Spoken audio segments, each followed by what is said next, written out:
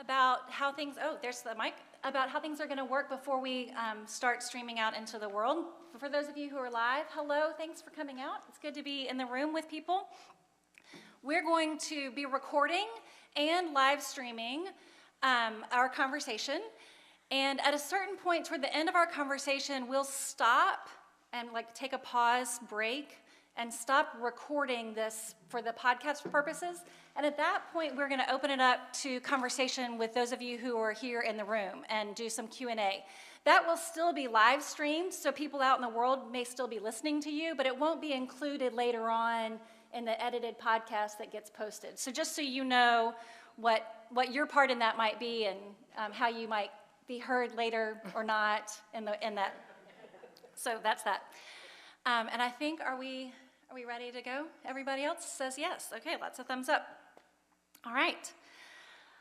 This is Dialogue, a podcast of the Lenten preaching series recorded live at Calvary Episcopal Church in Memphis. I'm Catherine Bush, Associate Rector for Formation here at Calvary, and tonight my guest is Rabbi Katie Bauman. She's the senior rabbi at Touro Synagogue in New Orleans, Louisiana. But Katie is no stranger to Memphis, as is evidenced by the lovely crowd in the room. She previously served here at Temple Israel for 10 years. She was also the founding chairperson of MICA, Memphis Interfaith Coalition for Action and Hope. And as you're about to find out, if you don't already know, although if you're here, you definitely do, she is a whip smart and also wise and kind and funny. She is a wife and mother of 3, and I am very glad and very lucky to call her a friend. So this is going to be real fun. Hi. Hi. Welcome to Memphis. Thank you. You've had quite a journey. We're really glad that you're here. Me too. Really glad that you're here. Wasn't the smoothest ride up here today, so I'm very, very happy to be here. And that story would be its own podcast. It would be. I feel like maybe for another time. Another time, Another definitely. time. Ask her after. But let's go back and start a little bit with your story, which is obviously different from mine, but maybe similar. So both of us grew up in the South, and in the latter part of the 20th century. And in my tradition, we were ordaining women, but I didn't know any or see any for the most part. And so coming to be a woman as a spiritual leader in my tradition is a story for another podcast, but I'd love to hear a little bit about yours, how you became the spiritual leader that you are in your tradition. Can you tell us just a little bit about how you got to be where you are? Sure. I think I'd probably say similarly, I knew that I knew theoretically there were women rabbis, but growing up I didn't know any. Mm-hmm. But I was nurtured and empowered in leadership from a very young age by the congregation I grew up in, Temple B'nai Israel in Little Rock, and at Jewish summer camp in, of all places, Utica, Mississippi. So I had a lot of support in becoming a religious leader. I thought when I was younger that I would be a cantor, which is a musical clergy person in a Jewish synagogue. I was very lucky after college to be invited to be an intern at Temple Israel, Memphis, by Cantor John Kaplan and Rabbi Micah Greenstein, both of whom were just the most important mentors at my young age. And by the end of that year, I knew that I wanted to work in a congregation, and I decided that I wanted to be a rabbi because I felt so passionately about serving the South. And as you may know, as I know many here know, the Jewish communities of the South are wonderful, but Memphis is certainly the biggest of any of them. And so there aren't that many congregations that are lucky enough to have a cantor and a rabbi, and I thought if I want to equip myself to serve my people wherever they are, wherever it's needed, I ought to have, the degree that would allow me to do that in the most flexible way. So I decided to go to rabbinical school, and I did that. I lived in Jerusalem for a year as a part of that study, and then 4 years in Cincinnati before being lucky enough to come back to Memphis and serve so the then, congregation. now, what is it like to be a rabbi now? So moving forward in your story, serving in the South in 2022 as a woman in both in Memphis and now in New Orleans. What is it like to be a rabbi these days? It's wonderful to be a rabbi these days. I love it. I loved it here, and I love it in New Orleans as well. I'm lucky that both in Memphis and in New Orleans, I am not the first woman to serve in the congregations that I serve. In Memphis, there were several female rabbis before me and after me, and the senior rabbi of Touro before me was also a woman. So I felt that I wasn't a novelty in that way, which I think probably some places it's hard to be the first. Right. Probably lots of places it's hard to be the first. And I found that at every place that I've served, even as a student, relationship building sort of broke through any preconceived notions or hesitations that a congregation might have about viewing a woman as a spiritual leader. And it didn't take long to see that and to work through it. So I felt a tremendous amount of respect and honor given to me by my congregations, which I'm very fortunate. I'm glad to hear that. That's lovely. That's really great. And thinking too about this point in time, and as leaders in lots of situations, and this poignant moment in our communities, whether religious or political or whatever they are, obviously we all know there's so many challenges and there's so many things that we need to help our people rise to meet, and ourselves to rise to meet the challenges, right? And I know that one of the things that you have been thinking about a lot is meeting the challenge of fear, both personally and professionally, and then helping your community kind of name that as like, this is something that's like the kernel issue behind so many other issues, right? Like it's embedded. You can just pick a topic, and if you dig down enough, there's fear somewhere, little kernel down there in the midst of it. And I wonder if you could talk a little bit about how you name that, how you dig at that, how you equip people to face that, how you face that, and for yourself. Can you talk a little bit about facing fear? I think it has felt really important to me for a long time, before COVID, really early in my rabbinate. So we're communicators. That's one of our most important roles. People offer us these microphones and patiently sit there while we share words that are on our hearts and that we learn from our tradition. And so it's been very important to me for a long time to think about how best to communicate, especially the hardest things, the hardest learnings that I think I have, or the observations I have. And we know this just from interpersonal experiences, that we can, when we're acting out of fear, we can't hear anything. We can't see anything, and it can put up defenses and walls where there don't need to be any. So as I began to notice that, it really began to inform the way that I speak and the way that I write. And I think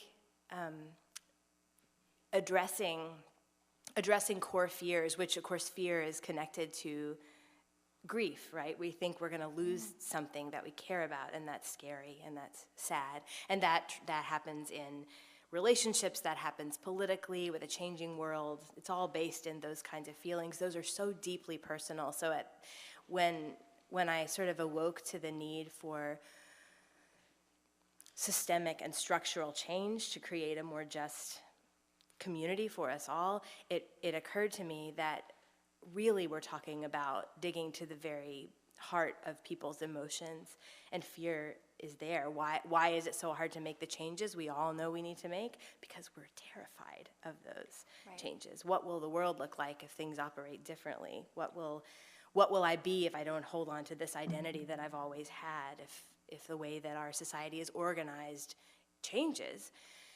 The reason people put up walls, it seems like it's anger and hate, but I think underneath all that, it's fear. Well, and what you just said too about connecting that it's even with fear, it's also grief, right? And so that elicits a much more compassionate response. If I think you're grieving, that brings out a different response in me than if I think you're mad, right? I mean, even just in the way I respond to you, Yes. or that I think about how to not even to handle you. That sounds like I'm manipulating, but like just what I might do, or what I might say, or how I might try to help, is a very different response that comes from me, depending on how I imagine your core feeling. Really, yes, I think that's such an important point, and I think when that came to fruition for me here in Memphis, I think I don't know what year it was, but it was one of the first lynching sites project dedications, and those were incredible. I mean, I know Calvary has been a leader in that field, and I'm very moved when I think about MLK 50 and the service that took place here. This was a little before that, and people are asked in those moments when different sites were dedicated and monuments put up for the people who were lynched in those places to share what they're angry about, what they're sad about. And there was a man who stood up at one of those, and he said, I've been so angry for so long. I've been so afraid for so long to admit that I have been behaving in the wrong way, that I haven't wanted to see this truth all around me. Wow. He was crying. It was a big man. It was an older man who, the kind of person who, if you looked at him, you would think, oh, he'll never let us see his emotions. I mean, that would be your assumption about someone who presented this way. And he cried before the whole group, and he said, I have been taught to be afraid, and I don't want to be afraid anymore. Wow. And when I heard that, I thought, well, if he can stand up in front of a group and say that, then probably a lot of other people can too. And if we start connecting with that emotional experience, maybe that's one of my parts. You know, we're always trying. There's so much work to do. There's so many important conversations to have, and we all have to ask, what's my part to play? What's my work? And I thought, perhaps as a clergy person, that's part of my work, is to diffuse and help people to lower their defenses, so that they can hear what they already know, but they're afraid of. And it feels like new work, like it feels like work for today, right? And it's also super, super old work. Like when I think about like the readings of Hebrew scripture and the readings of Christian scripture, and one of the most oft-repeated phrases in both of our shared scriptures and is the admonition, do not be afraid, do not fear, for I am with you. And that, I mean, so if people needed to be told that 2,000, 3,000, 4,000, 5,000 years ago, this is not a new problem, right? First of all, like we're not inventing fear. This is not a brand new issue. And there's also a depth of resources for us to reach into. We don't have to figure this out like for the first time. Yes. As leaders now, we have stories, we have histories, we have traditions that we can draw on. And lean on and say, oh, look, this has been here before. We've been here before, and I think about that when you're telling the story about the Lynching Sites Project, which is new work about an old problem. In our perspective, 100, 150, 200-year-old problem, but then we've got thousands of years of stories about people being called from their fear into something else. Yes, I think about on Yom Kippur, on the Jewish Day of Atonement, there's this idea that we are supposed to sort of strip down to the most essential parts of our personhood. That actually, if you go down deep into yourself, you're really good in there. There's lots of purity inside of each person, and it gets covered up by layers of all the things that we go through and the defenses we put up, the anger, the selfishness, the fear, the grief, and that we try on that day. That's why we fast, and we try not to wear fancy clothes and do all those things that cover up the real us. And I think about that and how most of this work is that, just digging down for the good in that most people, not everyone, but most people have inside of them. Yeah. And when I think about our scripture and all those admonitions not to be afraid, I think, I'm not saying that the Hebrew is clumsy. It's not clumsy. The Bible's not clumsy. But I think,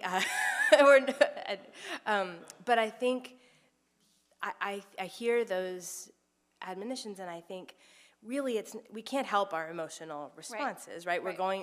Things are gonna feel unfamiliar, and they're gonna scare us. We're gonna be scared. Yep.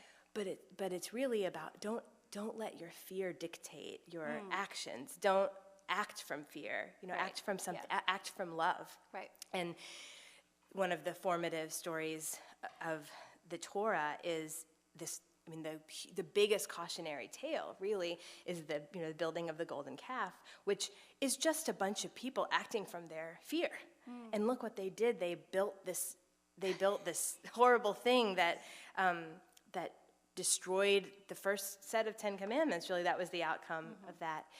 And a nice midrash that emerges from our tradition about that story is that even though the order is a little different in the straight Torah text, the building of the tabernacle, the building of the Mishkan, is done with the pieces of the golden calf.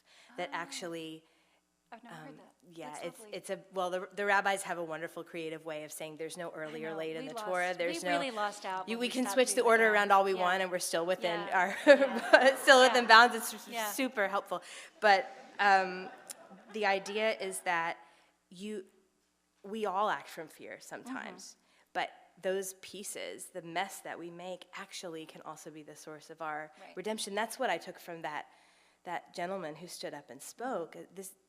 He had so much to give because of the pieces of his previous golden calf. That's beautiful.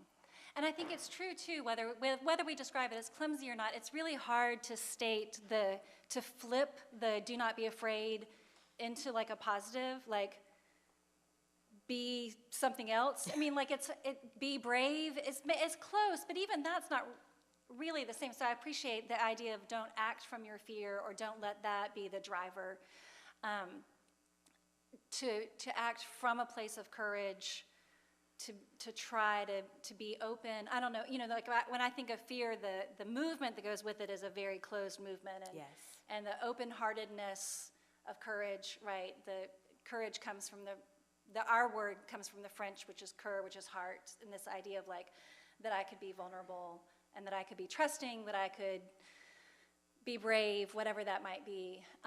And to think about, so what the flip of, if we know what fear looks like in our world, and we know what it looks like when people act from that, to think about what it looks like when people are acting from the good in them, the pure in them, the core of them that we believe is there. I believe that too. Some examples of that, and some thinking about that, I don't know what comes to mind for you. Well, what I've been amazed. I'm sure many of you. Our hearts are aching for what's happening in Ukraine, and the world captivated by this president, Zelensky, and who happens to be Jewish, which is remarkable that there could be a Jewish president of this land that has been so hard for Jews to live in, and also so glorious for Jews to live in. A huge amount of our tradition, our mystical tradition, emerges from that place. But I think about us watching him and labeling, moved by his courage, and it's what is it he's doing that's so courageous? And I think the veneer is, well, he's fighting. He's got a gun and he's fighting. Really what it is, I think, is that he's allowing himself, so many of them are Ukrainians are allowing themselves to be vulnerable. Their guard, even though they're fighting, their guard is down in a way. They don't know what's going to happen. When we enter into our conversations that we think are going to be scary, that vulnerability is what indicates our courage. We're going to walk into an arena. I'm sort of quoting Brene Brown, who's one of my rabbis, and we walk into. She's a good rabbi. Yeah. She is a good rabbi. Walk into an arena, and we don't know exactly how the chips are going to fall, but we know what we have to do, and we have to be true to ourselves. That is courage. That's courageous, but it really starts with that acceptance of vulnerability. We can't always control everything. Right, and then not the tanks and the image, which is, I mean, again, I know they're fighting a real war. I'm not pretending that that's not happening, but the sense of like, I'm going to stay and see this through. Yes. Even when I could run, I could do a lot of other things, right? Or and when I don't know, the outcome is not given, which is why we're all kind of holding our breaths in so many ways as it unfolds. And that's just, that is certainly just one example, but I think that we have to summon a similar kind of courage when we're walking into any experience that we can't control and can't anticipate how it's going to end. Mm-hmm. And so many of the challenges that we face now as a society, almost all of them, right, are all the big ones. I mean, how we're going to address climate change, how we're going to address the refugee crisis in this world, all of it is going to require us to walk into situations that we can't control and we don't know how it's going to end, and to allow for the fact that we might do it wrong. We might have to admit that we're not experts. We might have to feel guilt for what we haven't done before. But if we want to engage in that, then we have to accept those things. And so I think that is what we need to find in ourselves, is the ability to be wrong and to look silly and to look foolish and to feel unsure. We can't weather it any other way. Right. And it reminds me too of that idea of like thinking about leaders and the idea that like when the problem gets to your desk or whoever, that like if it were easy, it wouldn't get all the way there, right? Like if you're at the top of whatever your community's system is, whether it's, again, I mean, climate change is for all of us to wrestle with, and if it were simple, it wouldn't get all the way to the leadership, right? And so those are the problems that don't have obvious answers, that don't have easy, like, oh, well, if we just did this, then problem solved. Or that we can't see the 1, 2, 3 steps of like, this is the obvious path. But no, we can only see the next step, and we have to take that step without knowing the steps that will come after those. Yeah, and that reminds me of, Dr. King's beautiful quote about the staircase, and you can't see the whole thing, and you can only take the first step in faith and see what comes next. That's really what's required of all of us now, no matter what we're facing, which is why that this has been so much on my mind. I think that if we're going to equip each other to face the world that we have before us, we're going to have to be able to be brave together and not act from our fear. Right. And that sounds like all the big things, but it's also the ordinary things. The most intimate things. The most everyday, ordinary Wednesday things of just, I don't know how this conversation is going to go. I don't know how this is going to end up. I don't know what's going to happen after I say these things or go to this place or meet this person. I felt that so deeply as we were building Micah in the very beginning in 2016, 2017, and we were having meetings all over the city, and everybody was walking into a house of worship that they had never been in before. It was constant, and you would be driving in a neighborhood you'd never been in before, and you didn't know where you were going to park and who you were going to sit with, and was anybody going to talk to me? I mean, these were all sorts of, many people here came to some of those early meetings. Right, it's like middle school. It is like school.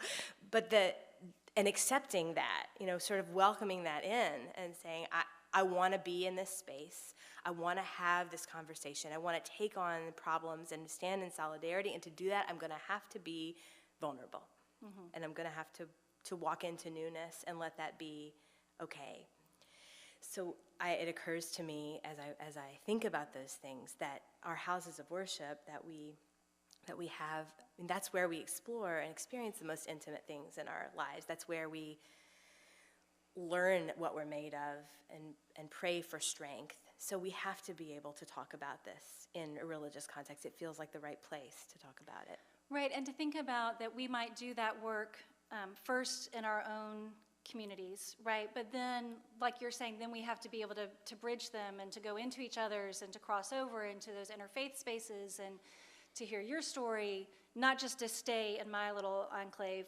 I might need to retreat to that. I might need to go there to be bolstered, to be encouraged, but then to go back across, to keep going back out across and thinking about those encounters. And I know that interfaith work is necessary and needful. And I also know too that in a world where it seems, again, to bring us back to kind of a little bit of where we started, but thinking about like the dominant idea of like our identities in the South, and to think about how we might reach out to one another and learn from and be engaged with each other in a way that is vulnerable, but is also true to, and remaining true to like, and this is what I believe, and this is what you believe, and these are where our stories connect, and this is where they're different, and to be open to those moments. I don't know. Those moments of encounter, and to not be afraid of the boundaries that we have. I mean, the surer we are of, who we are, I think the more compelling our relationships are. I mean, we don't all blend into each other perfectly, and that's right. And that's okay. That's good. Right? That's good.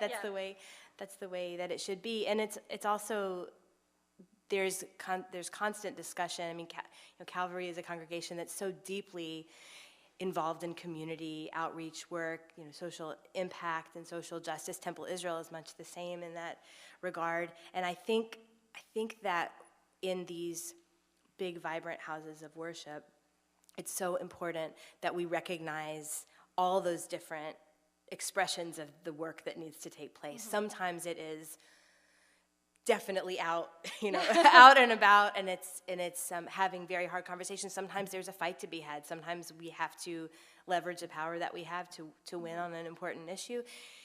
But that can't be all we do, because the work to get to that place where we actually are changing the way that we function as a society, it just starts in the most intimate of places. And where else will we work on that except for around our kitchen tables and in the pews of our sanctuaries? Right. Yeah. So I'd love to hear a little bit, speaking of the pews of our sanctuaries, your reflections a little bit. So one of our a priest in our tradition, Barbara Brown Taylor, who I know spoke at Temple Israel it must have been before COVID, so that's a while ago now. It seems like not that long ago. She has written a book and came to Memphis and talked about holy envy and this idea of what we admire in each other's traditions. And just thinking a little bit about the role of ritual and of worship and of timekeeping. And one of the things that if I have some holy envy, and I have actually quite a bit, for the traditions of my Jewish brothers and sisters, is that way of timekeeping and marking both individual growth in B'nai Mitzvahs and the seasons of life and the year of life and things like that. But you and I were having a conversation not too long ago about how hard it is to remember where we are in time these days. And COVID time is just a big old mess. And I can't remember when Barbara Brown Taylor was here, and it was a long time ago, actually. And so I'd love to hear a little bit as you're thinking about like how you hold your community together through those rituals, through the deep history of timekeeping in the Jewish tradition, but also like what we were talking about just remembering where we are in time today, that it's this season and it's actually almost spring, and where does that show up for you, and I don't want to say coming out of COVID, but in COVID in this moment in this particular moment, whatever it is. Well, I found, and I have some holy envy too, which we can talk about certainly. Yeah. I found that Jewish tradition was particularly up to the task of weathering. It was a very useful tool during the pandemic, and I think many of my congregants and fellow Jews agreed because of that. Well, a few different components of it. First of all, that the prayers that we say, it's a very fixed liturgy. I mean, I know that. We do that. Yeah, right. I know that's something that we share. There are times when we go through that liturgy and it feels like, well, okay, now it's time to say this one, and now it's time to say this one. I mean, I'm just guessing that sometimes people feel that way. But during this time of crisis, the themes that were embedded in these prayers they came alive in a way that even for me, and I'm a rabbi, I've studied it for a long time and been praying for a long time, I had never really felt them as deeply, and I thought these prayers were composed by people who were in touch with their vulnerability. They understood the need to cling to these themes, to reinforce them. They clearly felt tossed about in a world. It wasn't always a pandemic. I mean, there are unfortunately, other plagues that the Jews have experienced over time. But the prayers felt resonant, and so it seemed to me that was helpful to tether us. And I found that many in my congregation, and I'm curious about whether that happened for some of you here, Jewish time became this another amazing tether. People began baking challah, and they Shabbat felt like something that for a moment we had time to pay Sabbath, that we had time to pay attention to, and that even though it blended in many ways to every other day, because our days were so very much the same, and we still there was this understanding, like, if I want this time to be special, I have to make it special, which is the whole idea, right? Time is mush unless we decide to make it not mushy. Right. So yeah. So people we clung to that as well, and I think maybe most moving of all was watching as clergy had the blessing continually to be a part of people's most sacred moments in their lives, and the way that people had to fight for them, and really ask ourselves, all of us, what is the most important thing about this thing I'm about to observe? What's the most important thing about this wedding? What's the most important moment of this bar bat mitzvah? Who really needs to be at this graveside funeral? And watching families navigate that was it was so deeply moving. Yeah. And the life cycle events that took place during the last 2 years are some of the most beautiful and meaningful I've ever been a part of, because we had to struggle so hard to have them. I'm sure that is similar. Yeah, I definitely think that tradition. there's a sense of you made new priorities, you were making different choices because you had to, and I think also that sense of like, what are we going to wait on and what are we not going to wait on, yes. Right? Like what can I put off in hopes that there's a better time, and what can I not? What am I not going to wait around? And I think there was a moment where we were all like, well, we'll just wait a few weeks and this will all be fine. Early on, we thought that, right? Right, 14 days to flatten the curve, and then it's all going to be okay. Remember the flatten the curve moment? Yeah. But then there was a sense of like, how much can I put on hold? And then figuring out some new path forward. Yes. I can't keep waiting. I have to figure out how to live now. Yes. In this strange new. Yes, in our tradition, Passover is approaching, just like Easter is approaching, and there are lots of different explanations for the matzah, right? There's the delicious food that we all can't wait to have, but there's also, I mean, that's the most important one. But there's this idea, of the difference between matzah and khala is the leavening, right? The khala is big and fluffy and delicious, but matzah is sustenance too. And there is one just more mystical train of thought about Passover that our interrogation of ourselves during Passover is, like, what is the most essential part of my life? What is the most essential part of my practice? When I give thanks for my redemption, for my freedom, what am I really giving thanks for? And what's the chametz, right? What's the fluff? What's the thing that makes it big and delicious and luxurious? I love that, but I don't have to have it. And I think that question, like sort of what's the matzah of my life, was the question we all had to ask ourselves over the last 2 years. And there were times when we thought, the matzah of this moment is actually the 100 closest friends, and I want to wait until I can have that moment. But there are other times where the matzah of this moment is laying my loved one to rest with these 10 people, and I don't want to wait. There may be wonderful tributes to be paid, but but really this is the commandment to follow right now. And we all answer those questions differently. There's no one right answer. Yeah. But that felt, even in the worst of times, like a particularly productive and healthy set of questions to be asking ourselves, because there's so much excess, right? We're so busy, everything is so inflated all the time. It can be hard to remember, why are we doing all this? What's the essence? And it's a different way of thinking through, like, what is on hold and what am I waiting for? But you're flipping the question around to what is most important, what is essential, is a reframing. And again, it's like taking the fear question and flipping it into how can I state this in the positive? Like, how can I see the goodness and celebrate? What am I being taught that's good here? Yes.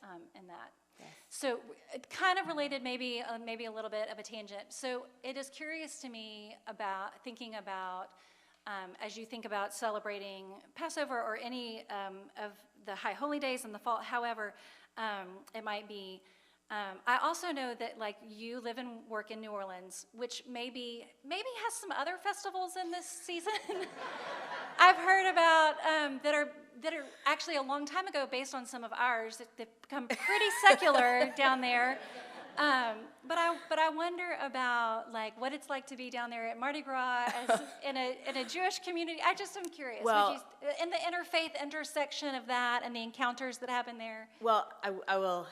I can chat about New Orleans for a few minutes. I mean, and many people here are from there or know it well. But New Orleans its history is a place that people have always come to just bust through the boundaries that exist everywhere else, even in its even before it was New Orleans, when it was Bulbancho, which is the indigenous name of this place. It means the place of encounter of different cultures. Oh, which is kind of amazing, right? Yeah, The place, the literal translation may be the land of multiple languages, or the land of multiple encounters.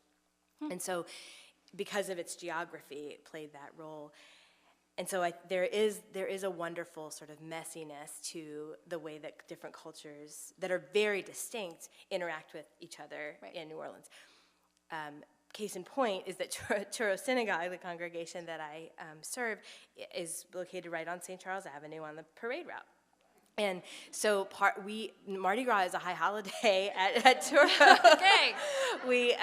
We have stands that we build, as many other years for children, for individuals with physical disabilities, so they can watch the parade on these stands, and then also for the congregation, we have Shabbat Gras, which is where people come for Shabbat evening services, and then they spill out and they watch the parades. Some of you have been there. It is a wonderful blending, and it doesn't feel threatening, I think, on either, in any direction. There is such a celebration there of distinctive cultures, right? And then there's also, the image of just a big party in the street, not just for Mardi Gras, but any old day. Yeah. And so people join into each other's celebrations, and so I loved being a rabbi there during Mardi Gras. Yeah. It was great. And that's really lovely. And there is this year, and in many years, it's our festival seasons really do kind of overlap, because we just celebrated Purim, which is it's not the Jewish Mardi Gras, but it is about feasting and mask wearing and partying and revelry, and it's sort of, you get that all out of your system. You eat too many hamantaschen, and then you gear up for Passover, which is a much more, it's a joyful day, but it's a solemn more day. Subdued. Yeah. So and you rid yourself of the leavening that was in the hamantaschen, and get back to the matzah. Yeah. That's fast. So I've just been so curious when we were talking a few weeks ago that you were right. It was right after Mardi Gras. And this, like, one of the reasons we're doing this is because this is our Lenten preaching series. And so, like, connecting the dots between Mardi Gras has something to do with this, actually, but sometimes people lose the thread. Yeah, right.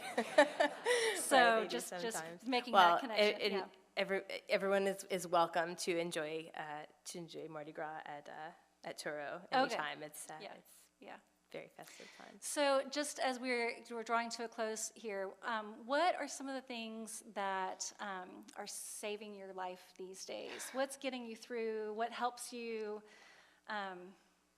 What helps? Oh my goodness.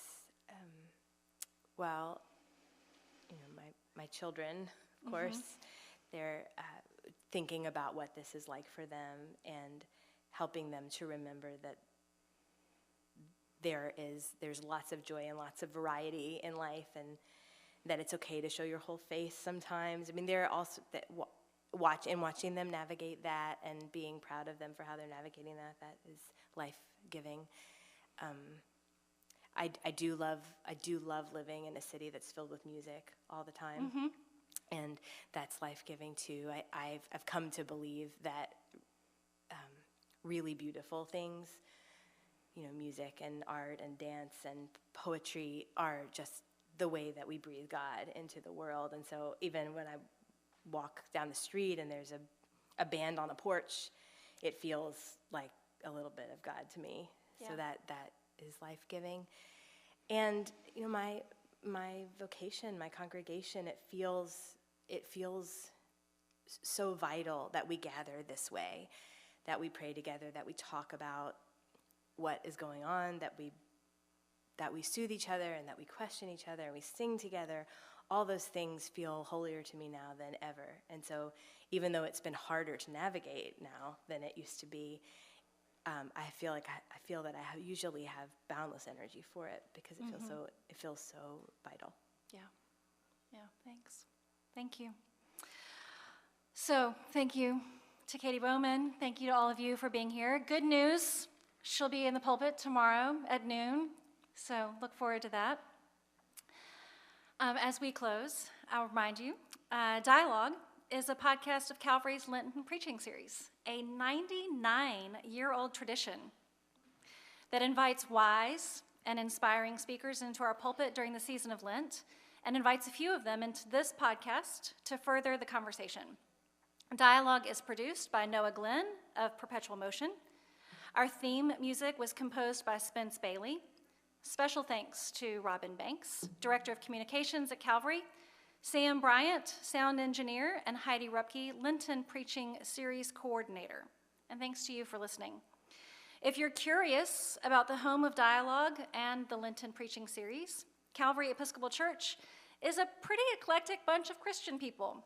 We don't all think the same thoughts or dress the same way or vote for the same candidates or even believe all the same things about the mystery of God and what it means to be human.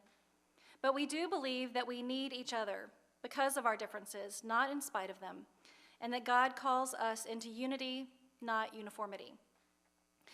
You can subscribe to Dialogue at calvarymemphis.org/podcast or wherever you get your podcasts.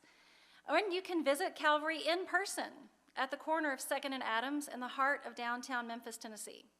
Thanks again for listening, y'all.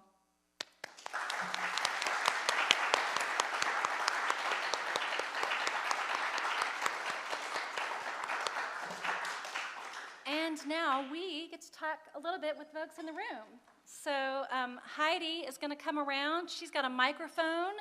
If you've got a question or a comment, we would love to hear from you. And we'll open the conversation up to those of you who are here. Lucky you.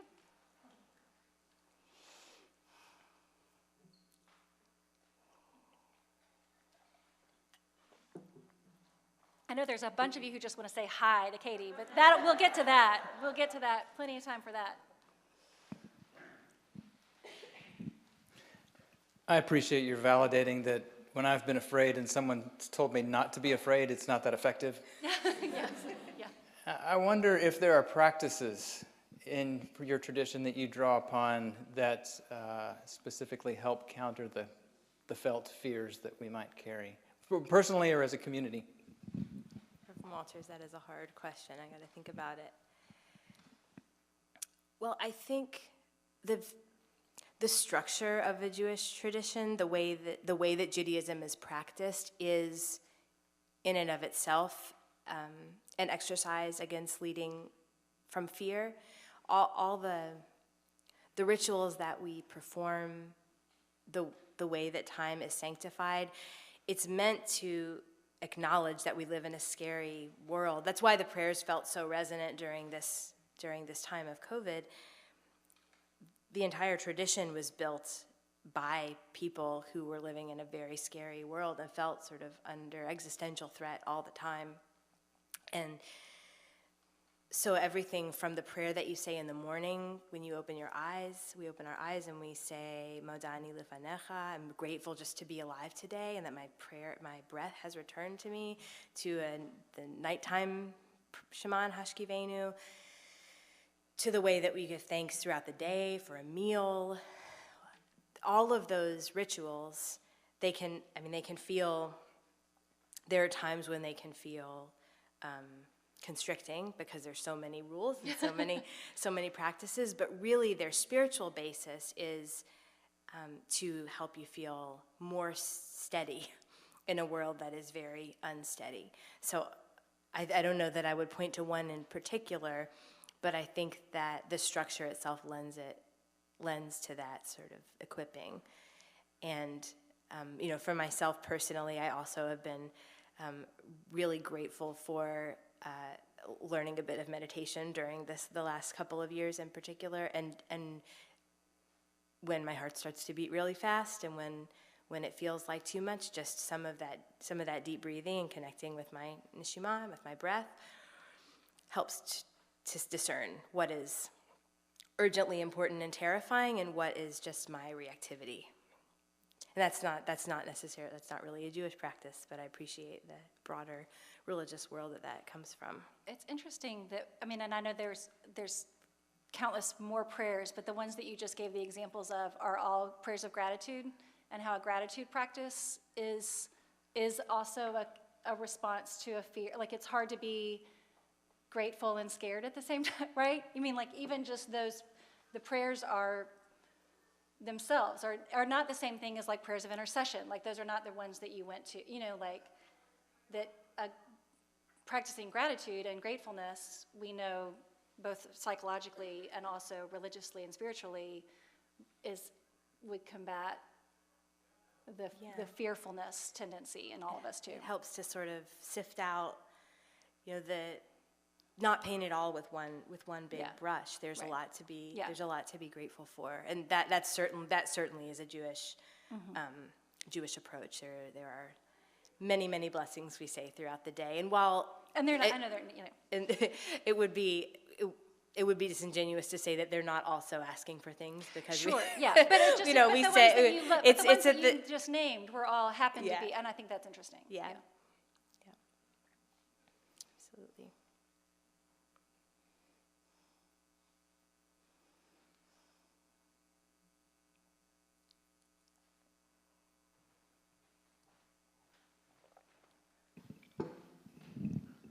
You alluded to the Jewish connection in Ukraine, the history there, and I'll confess that I'm pretty ignorant about that. I wonder if you could just talk about that briefly. Sure. It's a pretty expansive history, but Jews, they're for the better part of a couple of centuries, maybe longer, and I should brush up on it. Jews were relegated to a certain portion of land that was Poland, Ukraine, Russia. It changed ownership, but called the Pale of Settlement. If you're familiar with sort of Fiddler on the Roof kind of shtetl life, a lot of that was in Ukraine, and Jews were coaxed toward that part of Europe many centuries earlier. But it's a place where Jews have lived for many centuries, and it is a place where there have been catastrophic, massacres and pogroms for our people. A 17th century massacre that we still tell of with shuddering. Babin Yar, a mass grave site during the Holocaust. At the same time, and just general poverty and exclusion and vulnerability. At the same time, it is a place where there was a lot of Jewish creativity, because Jews were living there for a long time, because we were living so close together. Jewish mysticism emerged in that part of the world, so the sort of Hasidic tradition emerged there, and there's a lot of poets that emerged from that place. So I think for many Jews, and there are many Jews here who may be able to speak to it more effectively than me, for many Jews, we trace our family lineage to Ukraine, and it is both a place of, deep roots, and also there's a reason that many Jews don't live there anymore and fled to the United States. But there is also a really large Jewish population there even today. I think it was, over maybe 200,000. It's a big Jewish population there today.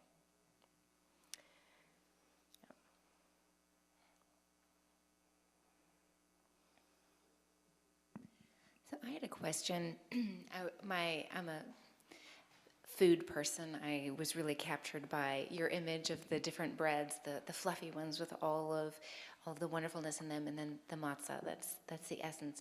I'm wondering if you have any other practices or rituals around getting to the essence of something, or other foods. I'm happy to talk about food too.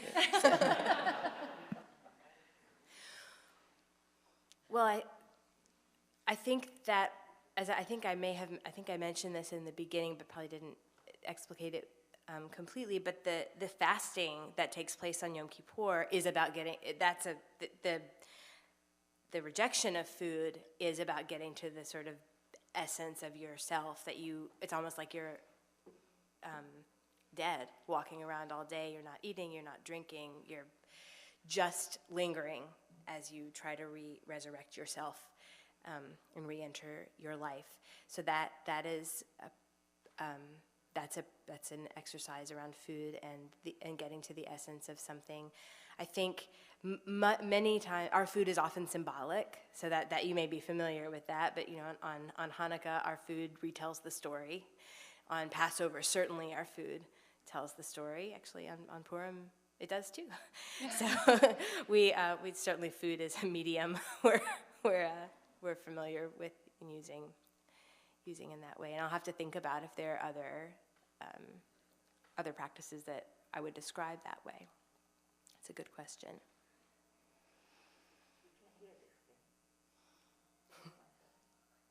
You hear the choir singing? Yeah, do you hear the choir singing? Some of you may hear the choir singing. It's not your imagination.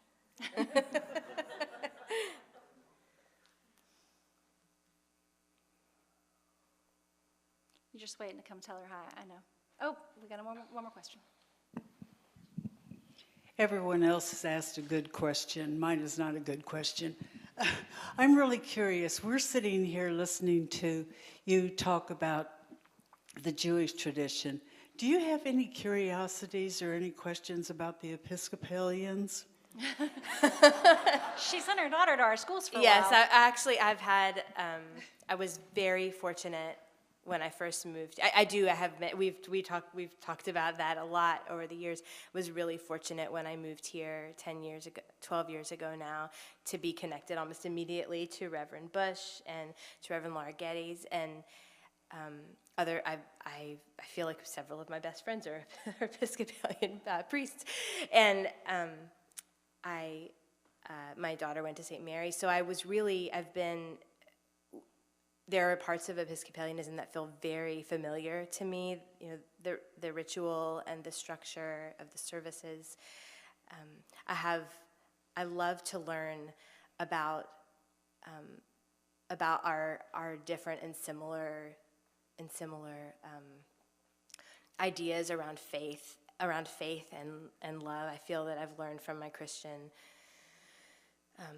brothers and sisters so much about what it means to model God's love in the world. That's not often the language that Jews use to talk about our behavior.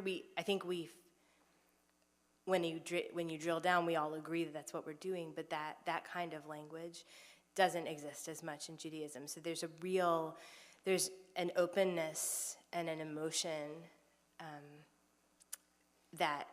with which I hear Christians express their religiosity, and just a freedom of talking about faith and love that I have holy envy for.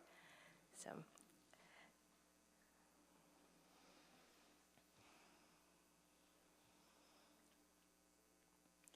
Going once? Going twice? Okay, so much gratitude, so much love. Me too.